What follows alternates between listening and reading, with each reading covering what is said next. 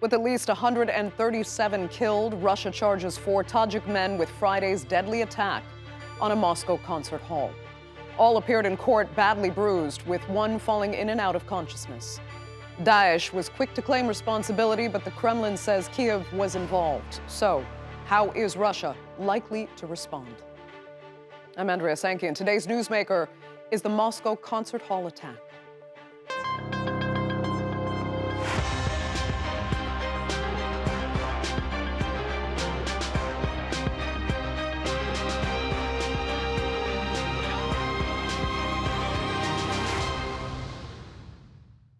It's the deadliest terror attack in Russia in decades. The Kremlin says it won't discuss Daesh's claim of responsibility while an investigation is underway. But shortly after the attack, Daesh released video of the gunman in Moscow's Crocus Theater. Still, Russian President Vladimir Putin seems convinced the attack is connected to Ukraine and is hoping an investigation now underway will prove that. Here's a look at how the attack and its aftermath unfolded. Russia continues to mourn the victims of Friday's attack at a concert hall in Moscow. 4 gunmen entered Crocus City Hall and randomly shot people awaiting the start of a concert. They also used petrol to start a fire, which led to the building's collapse. At least 137 people have been killed and hundreds injured. Because it is such a tragedy, you cannot pass by. I wanted to share in this grief with the whole country. I wanted to support the families of the victims. I wanted to show that we are together, we are united no matter what. But that is why we are here now with my whole family. Daesh's Afghan branch, known as ISIS-K, has claimed responsibility. The group emerged after some fighters of the Pakistan Taliban broke away and declared loyalty to Daesh. The group has long seen Russia as an enemy because of its close relationship with Iran, Syria, and the Taliban and its fight against Daesh. Russian authorities have arrested 11 people and charged 4 suspects with terrorism charges. Russia's President Vladimir Putin has vowed to respond and link the attack to Ukraine. All 4 direct perpetrators of the terrorist attack, all those who shot and killed people, were found and detained. They tried to hide and were moving towards Ukraine, where, according to preliminary data, a passage was prepared for them on the Ukrainian side to cross the state border. But Ukrainian President Volodymyr Zelensky has denied any involvement in the attack. It is obvious that Putin and other scumbags are just trying to find someone else to blame. Their methods are always the same. We have seen it all before. Destroyed buildings and shootings and explosions.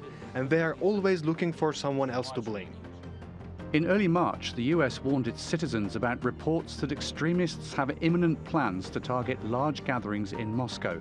Washington said it also shared the intelligence with the Russian authorities. But the warnings were too early and ignored by Russia's secret services. Let me also remind you of the recent, frankly speaking, provocative statements by a number of official Western structures about the possibility of terrorist attacks in Russia. All this resembles outright blackmail and intention to intimidate and destabilize our country. Just days after cementing his grip on power in the elections, the Russian leader now faces the country's deadliest terror attack in 2 decades, while still rallying the public around the war in Ukraine. So while Russia is trying to recover from the tragedy, the big question remains, how is Putin likely to respond? So what will Russia's investigation uncover, and how will the Kremlin respond? Joining me now to debate that and more are from Moscow, former Russian diplomat and Middle East analyst Viacheslav Matuzov.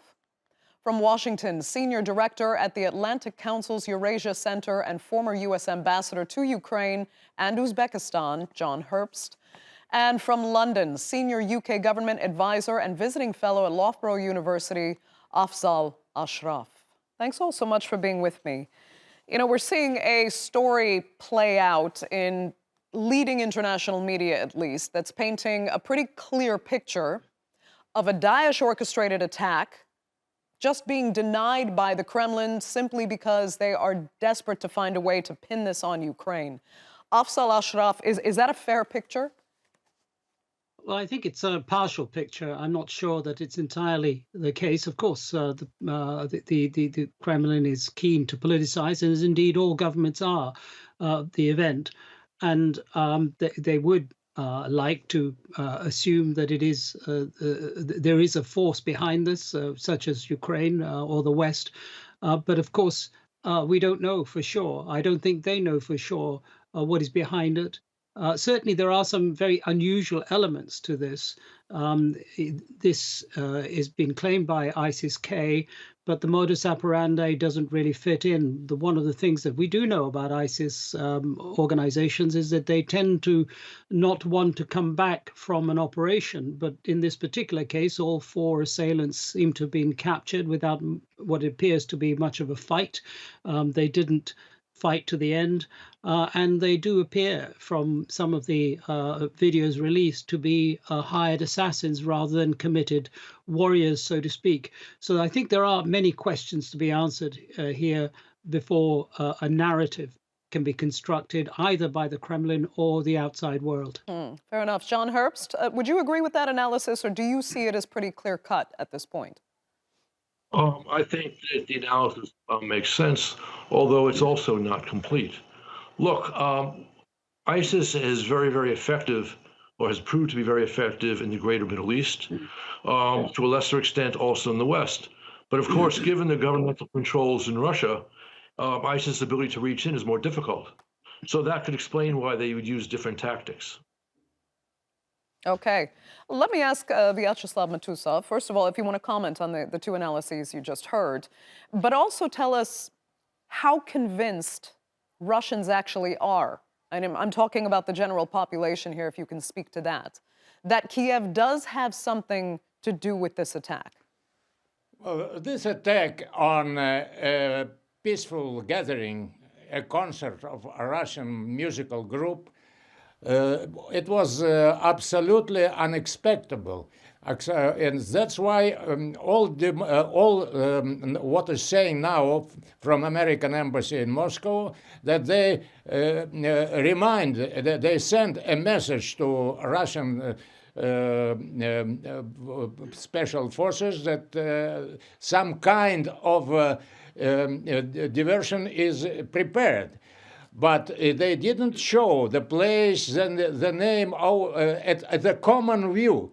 Common view, it is not direct address to undertake some measures.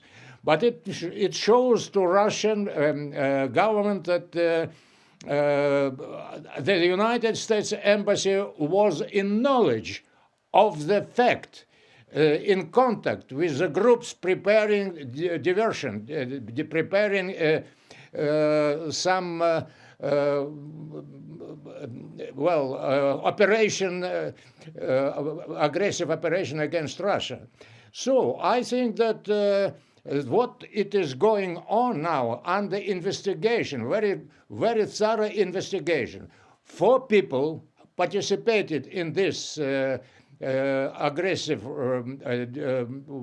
job, were arrested 15 kilometers before they crossed Russian-Ukrainian frontiers. But they stopped, and they are arrested, and they are questioned right now.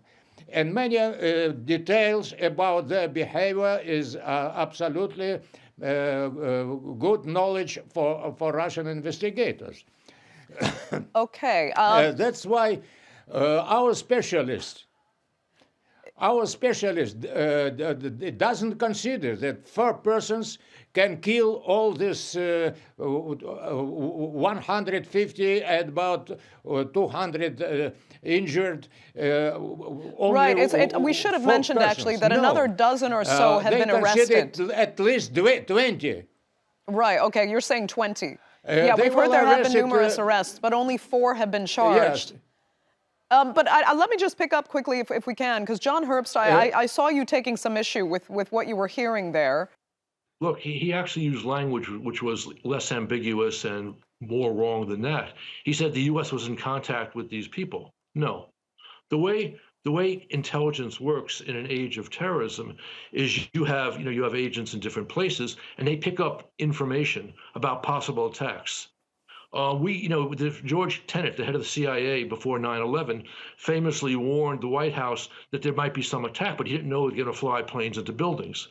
So it's natural that our intelligence would hear that something was up, ISIS was preparing something in Russia, but not have any real details. I think it would be, if the Russian government really cared about its people, it would be investigating why this attack was able to take place and security officials were so slow in responding. And as for these 4 people being located in Bryansk Oblast, not too far from Ukraine, that's what the Russian government says. But of course, they're looking desperately to link this to Ukraine. Who knows where they were found? They could have been deposited there by the FSB. Okay, Vyacheslav, quickly, you can comment on that. And do Russians at all see this? Do you see this, at least in part, as a security failure on behalf of the Kremlin? Well, Russia doesn't blame directly Ukrainians because they have a certain role in this whole picture that we watched.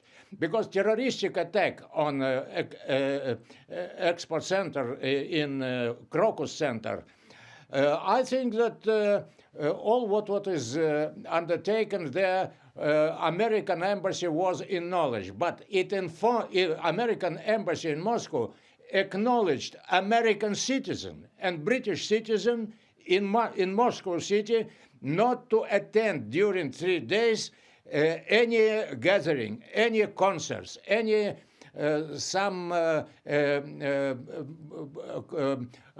gatherings that can be attacked by terrorists. That's why I think that it was not some certain apply to Russian security forces. It was a spread among Americans and British citizens. That's why I consider that it was not taken seriously, because it was no address, no details, because Russian-American relations are very bad for today, and Russia and the United States in the state of war directly on Ukrainian soil. And what is going on, it is considered today that it is reminding to Putin to not to make some unacceptable steps inside policy in Russian Federation, because after elections of new presidency for Putin, he was met with some position of disturbances inside Russia. Okay. That's what the trend to disturb Russian position inside Russia for Vladimir Putin. It is the same like it was last elections with President Putin. It was the same. Okay, approximately. Afzal, let me pick up with you. I saw you agreed on some of the points of the analysis there. But as far as the Russians believing that Ukraine is responsible in part here, please tell me how would Ukraine have had something to do with this? I mean, Russia has said the men had plans to escape via crossing the border into Ukraine, but so much of that border is controlled by Russia. I mean, wouldn't that be the messiest and potentially most dangerous escape plan ever? Well, I don't know. I found the exchange both amusing and instructive. I'm afraid of the ambassador is absolutely right. The nature of intelligence is often incomplete. We often hear that something's about to happen, probably in this location, against a large target, a large assembly, but we don't have any details, and that is what is shared. But at the same time, I can also see the Russian perspective. It is feeling under assault from the Western world. There's NATO encroachment Some of its facilities, such as gas pipelines, have been destroyed, allegedly, by its enemies, which it assumes are Western-backed. And so what we have here is a very tragic and also very dangerous state of affairs in global politics. And we've got to see this attack in Moscow, tragic as it is, as a symptom of what is wrong with global politics. The global politics of hatred, good versus bad, this partisan view is not too dissimilar to the sort of situations that have existed before the first two world wars.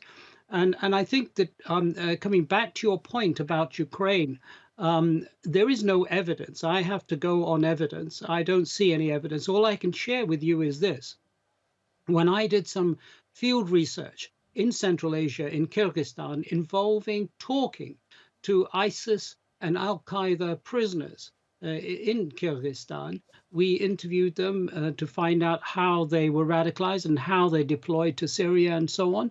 And one of the routes that was taken was through Ukraine. Now, this was, of course, several years ago, probably about 5, 6 years, 7 years ago. And so I'm not suggesting that that route still exists. Okay. All I can say is it is a possibility, but there's no evidence provided.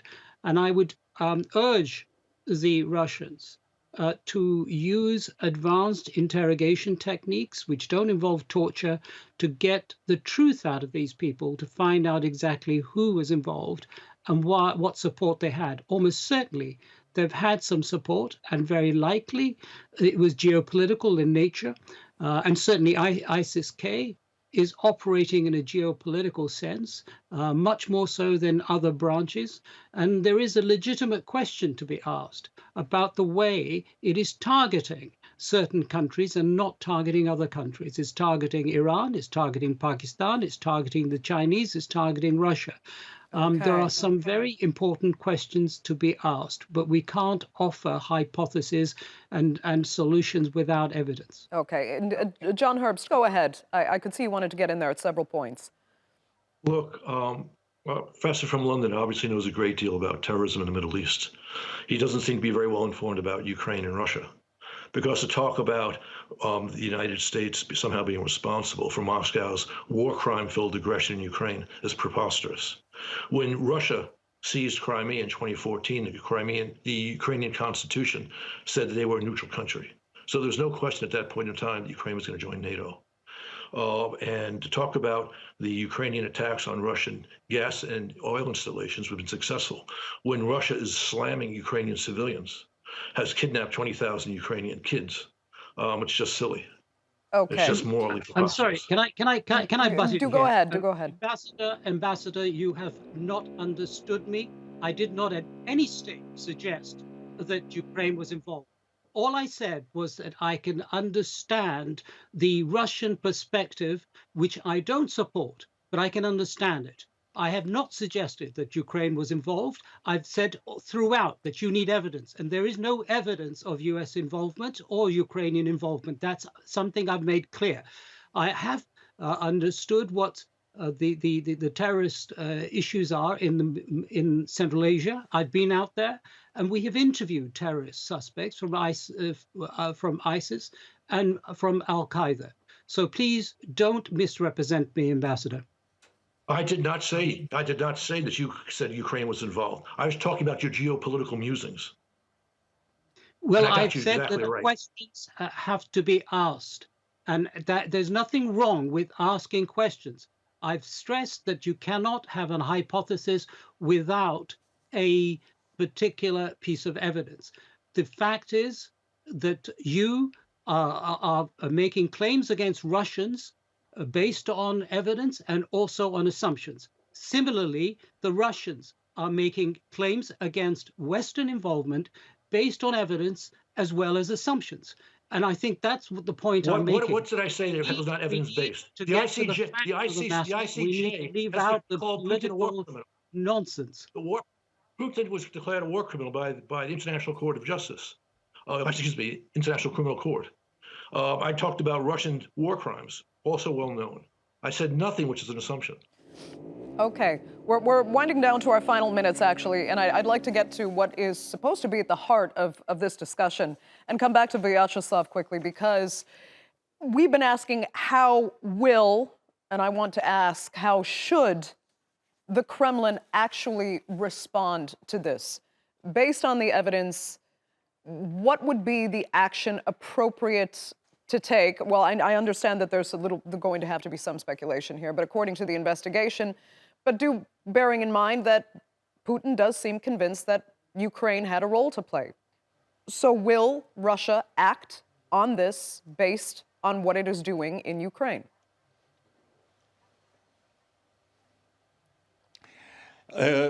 First of all, Russia officially didn't blame Ukraine on this terroristic attack on Russian peaceful gathering. But investigation only began. And now, after questioning 4 persons who are not European, who are from Middle Asia, from Tajikistan, or even Uyghur, that is Chinese minority in, but maybe it may be all of them Tajiks. But when they were trained, they were 4 of them. It's not enough. The terroristic attack was made by not less than 20 persons at consideration of our specialists of anti-terrorist activity. And that's why 4 persons, where they were trained, they are not a regional group. A regional group is not captured yet. It only 4 persons who were driver, who were deceiving the main goal, because our specialists consider that main group was very good trained on higher level, how they use the weapon, how they use the automatic weapon, how they change their guns, and so on. Many principle shows that it is a very, very good prepared group. Where it was prepared, where they are now, and maybe through these 4 persons, Tajiks, they will find the end. And as it occurred to be, they found that the place where they were trained before coming to Russia. They came to Russia from Siberian, from northern areas. But before you go too far, I have to ask you, according to the but pictures, not in Moscow. According to some of the pictures we're looking at quickly, and what Afzal Ashraf mentioned as well, we could see these men have been badly beaten, very possibly and likely tortured. Do you think that will compromise this investigation then? My opinion, and that today it is very easy to find the truth. Why? Because Moscow is organized. In any 500 meters, they have camera for watching.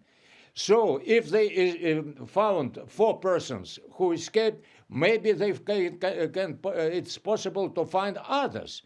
So the investigation is going on. I think that official position will be declared, but on political level, we consider that this incident is coordinated with president elections in Russia. When President Putin was elected 18 of March, it was declared the results of election, and after 3 days it was this disastrous massacre. Well, that's why I consider that it is signal. Many politicians, many political and analytics consider that it is signal to Putin not to touch the 5th column, who is working in coordination with Western countries to change the political changes inside Russian Federation. So I think that now the answer of Putin will be the result of new government, of new people in surrounding Putin, a new course in social and political life in Russian Interesting. Okay, Federation. Ambassador Herbst, After quick 7th final of May, thoughts. when he Quick final thoughts. Sorry, we're out of time, but Ambassador Herbst, go ahead. Very simple. Any thorough investigation, a real investigation in Russia, will look at why they did not take the warning the U.S. government conveyed weeks before, why they weren't ready to respond quickly once the massacre began. That's the most important thing, it would seem to me. Okay. That will have to be the final word. Unfortunately, we're completely out of time for this edition of the Newsmakers. I'd like to thank all three of my panelists so much for being with us. Our viewers, of course, for joining us as well. Remember, you can follow us on X, and do be sure to subscribe to our YouTube channel. I'm Andrea Sankey. We'll see you next time.